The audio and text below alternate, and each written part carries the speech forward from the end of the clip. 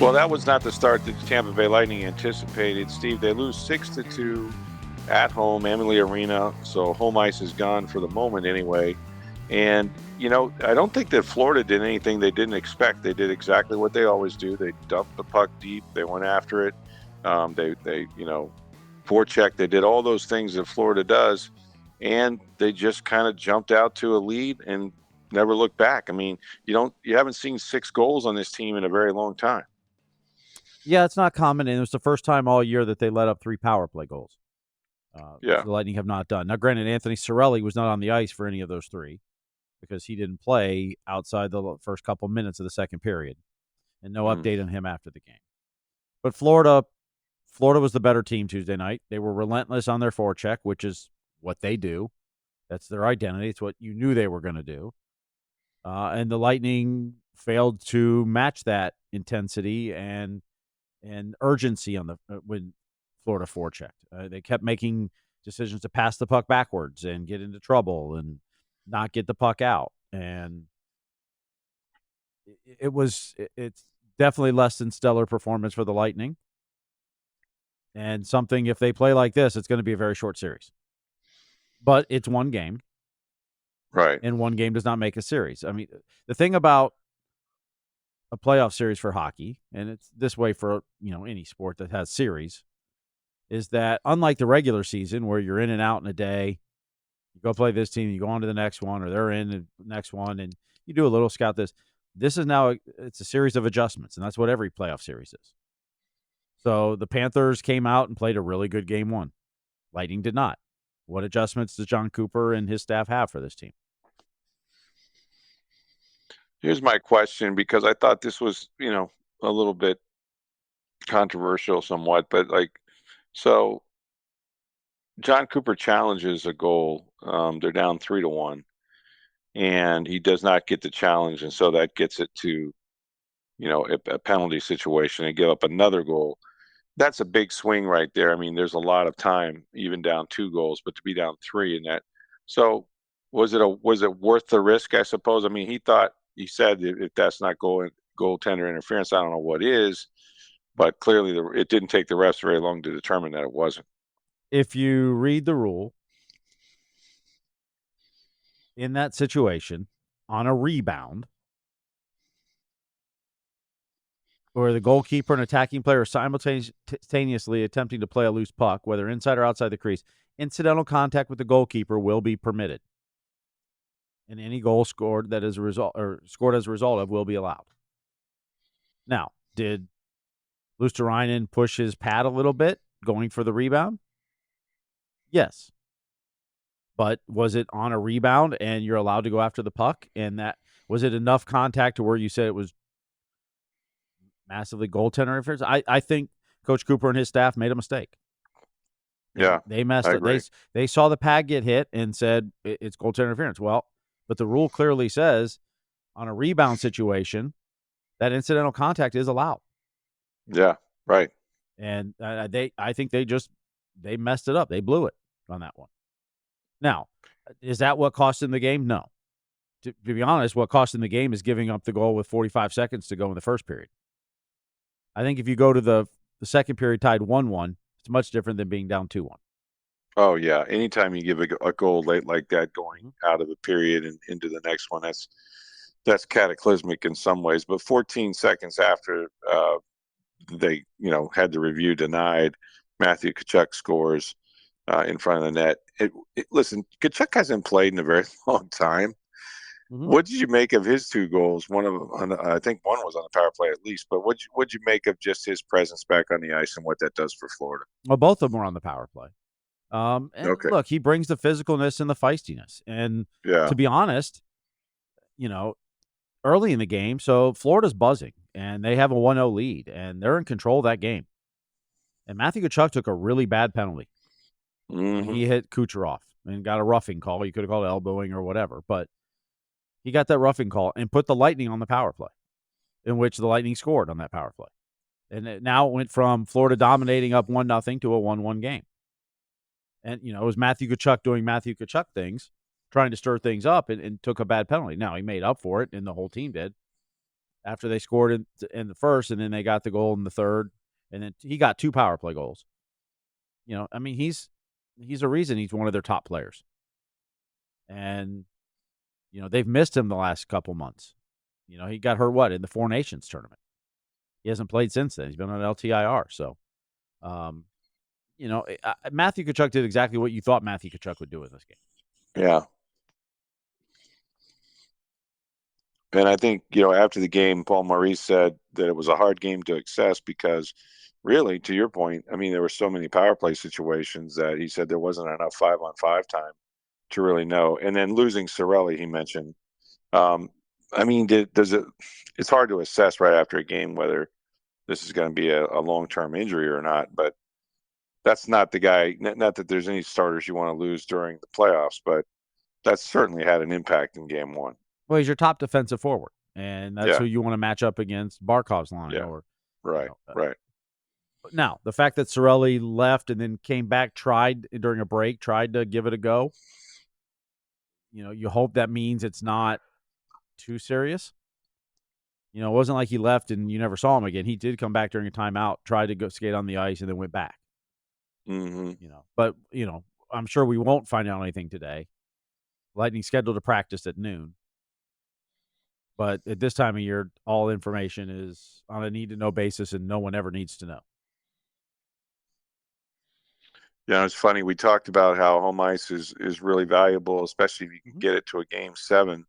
The reverse of that is if you lose game 1, it's almost a must-win for game 2 because lose game 2 and you're going on the road, but now you've got to win 4 of the next 5 no matter what.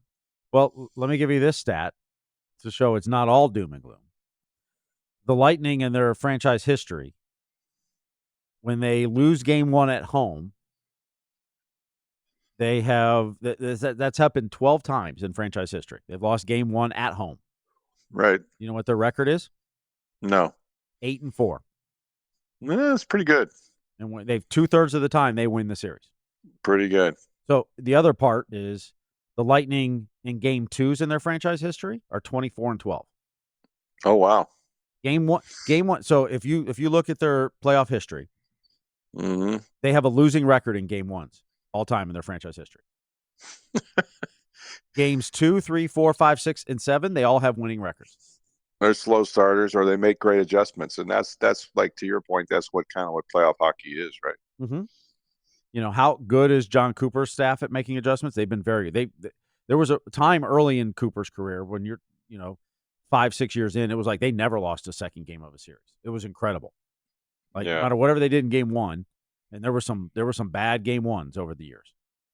Game 2, they'd come out and win every time. Now, can they do it this time again? We'll see. They're playing a really good Florida team. Stanley Cup champions, yeah, they're exceptional. But 5 goals in your first 11 shots. How much, if any, of that was on Vasilevskiy? Well, the first 2 goals were beautiful tips. Like when you tip a shot like that, goalie's got no shot. Right. The third one, maybe his pad got pushed a little bit. He tried to stop the puck. It squirted out, and that's when Luosterainen. That's when he tipped it in. Hit his pad a little bit, maybe pushed it, and then Nate Schmidt got the goal. And then the last 3 were power play goals. And power play goals where the Lightning were pressuring way up ice, and guys were wide open. The Tkachuk one, heck, he could have ordered takeout before anyone got near him. I mean, he deked 3 or 4 times to get Vasilevskiy to open the 5-hole up and put that puck through. Like, was Vasilevskiy great? I don't. It's hard to tell. I mean, 2 world-class tips, 3 power play goals. Like, what do you expect a goalie to do? Yeah, those aren't the ones you put on the goaltender for sure. Just such a disappointing start to the series, and the bottom line is they're the Stanley Cup champs. They've been there the last 2 years, and you can't make mistakes when you get in the postseason, or this is what happens. A team can make you look and can embarrass you, and that's kind of what happened. They did some things that, got into the penalty box and had some power play goals, and before they knew it, they were, it was too steep a hill to climb, especially against a really good team. You're not coming back on a Florida team when you're down 5-2, but they scored right away within the first 2 to 4 minutes, whatever it was. Um, the Lightning tie it up. So at that point, you're thinking, okay, they withstood a little bit of a rush to begin the game, and it's a shame because it saps the energy out of the building. I always think of the people that there was, I don't know, 2,000 people or more outside the arena. It's everyone's so hyped all day about it, and then just this deflation, right? Players have to fight that roller coaster emotionally, don't they? I mean, they have to really like kind of lock in and have that short memory. And Florida knows that game two won't necessarily look much like game one. No, and that's what series are is that series Yeah, of adjustments. yeah. But I would also say the Lightning's top players have to step up. Mm-hmm. Nikita Kucherov, 11 games now in the playoffs without a goal. Wow. He has not scored since game one against Toronto 2 years ago. Mm. The last time he scored in the playoffs. And granted, we know in the playoffs he tends to get more assists than goals. In the regular season, he'll get more goals typically. But Right. still, you can't have Nikita Kucherov going 11 games without a goal in the playoffs. Like, those players have to step up. I thought the bottom defensemen had some rough nights. I Mm-hmm. thought Nick Perbix and Emil Lilleberg had rough nights. Yeah. I thought they didn't know what to do with the puck once they got it. They were hesitating. The Lightning kept sending the puck backwards. In a team like Florida who forechecks so effectively, like watch what Florida did in that game, particularly once they got a lead. Get the puck and just get it out. Doesn't matter how you do Right. it. Chip it out, pass it out, whatever. Don't go backwards. Go forward. Like, just get the puck out. And that's, the Lightning struggled with that. And they got outworked. What the hits were 48-28. The block shots, I think Florida had 18 of them, and the Lightning had 8.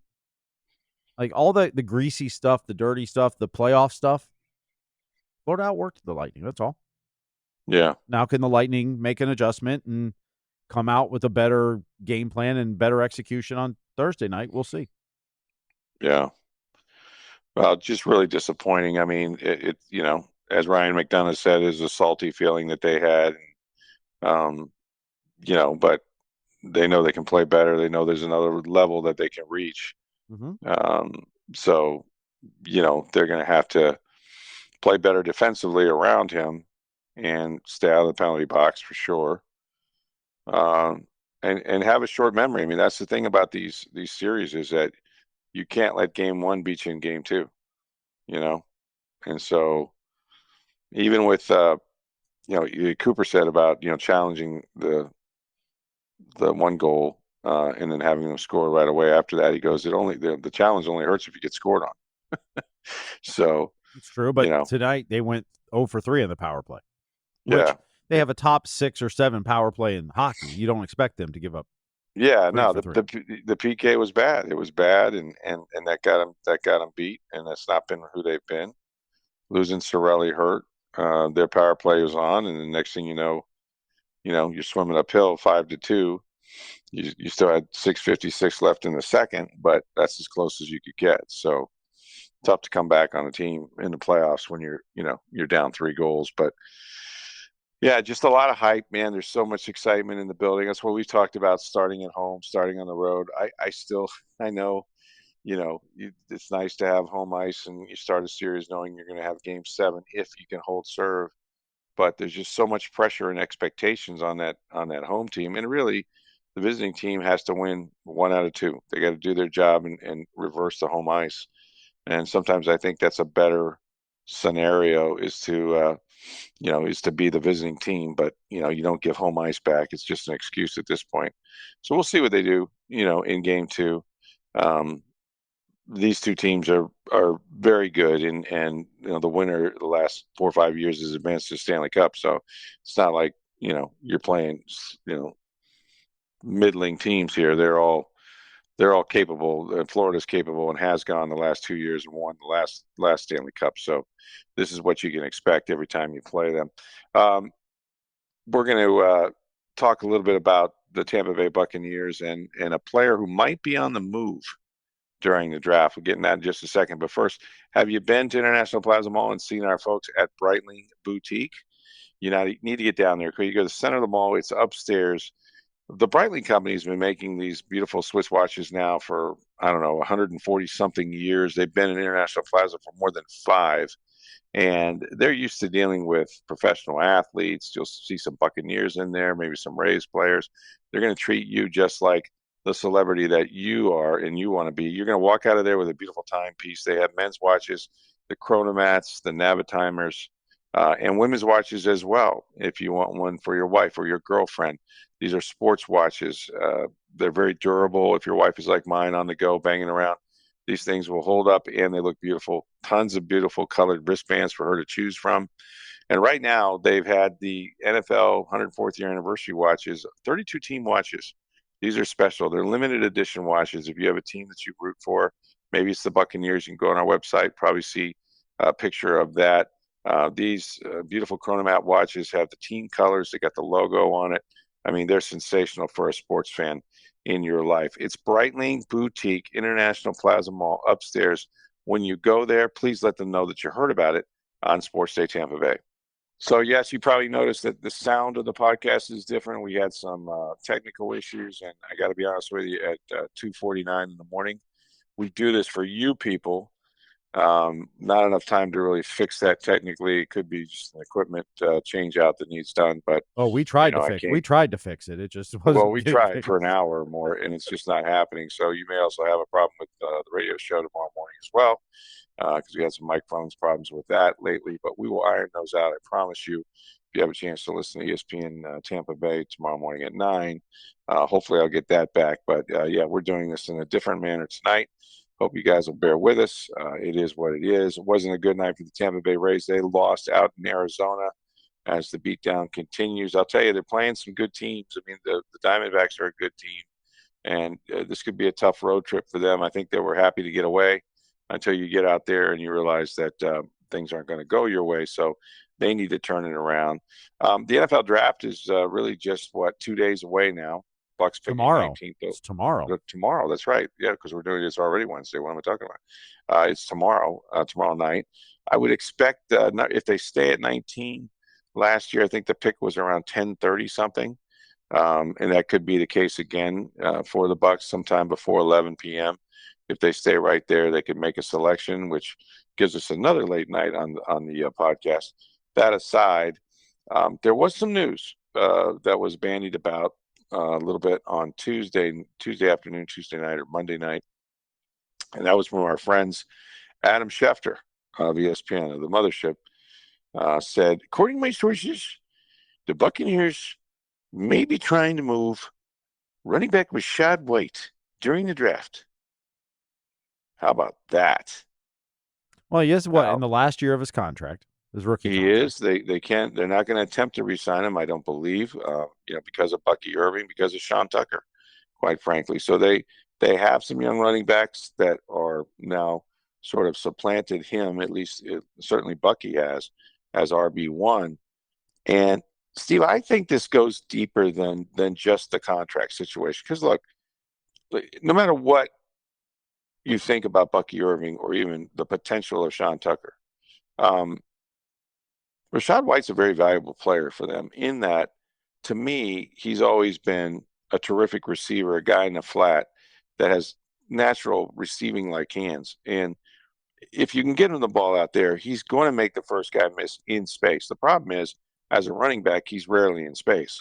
His running style is straight up and down. He's not physical enough at the point of attack. They've tried to get him to run more violently, even with the better offensive line.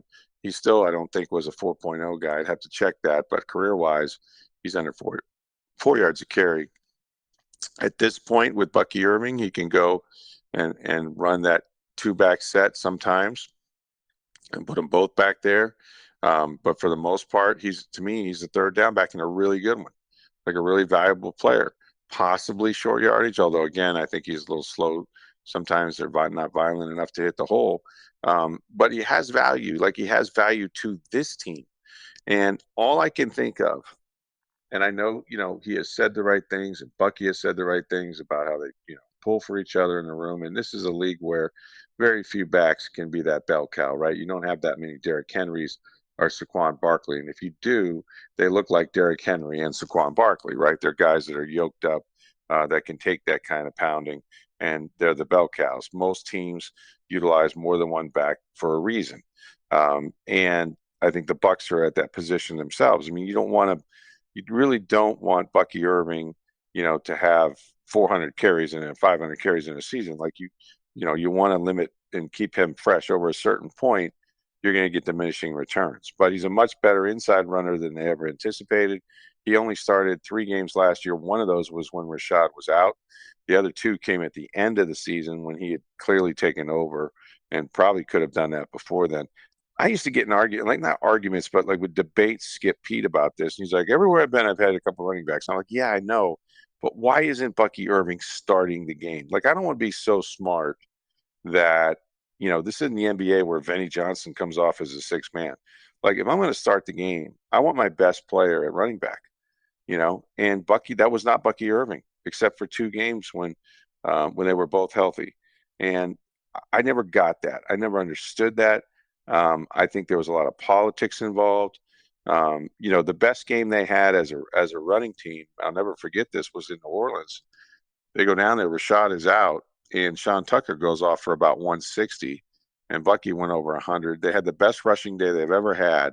The next week, Rachaad White not only played and supplanted Sean Tucker, who didn't get but like 3 touches in the next 3 weeks, but he actually started the game. And when that happened, something went awry there, because I don't know an offensive coordinator in the world.